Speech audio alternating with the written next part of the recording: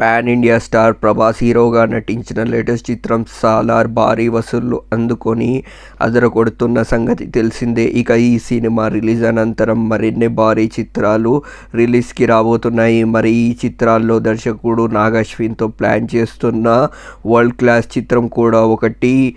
మరి ఆ సినిమానే కల్కి 2898 ఏడి. మరి ఈ సినిమా నుంచి వచ్చిన టీజర్ అండ్ ఫస్ట్ లుక్లు ఒక్కసారిగా అంచనాలు పెంచేసిన సంగతి తెలిసిందే.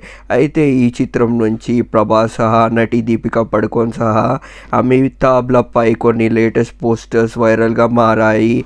అయితే వీటిలో ప్రభాస్ నయా పోస్టర్ మరింత ఆసక్తిగా మారింది. ఇందులో సూపర్ హీరోగా ప్రభాస్ స్టన్నింగ్ లుక్లో అదిరిపోయాడు.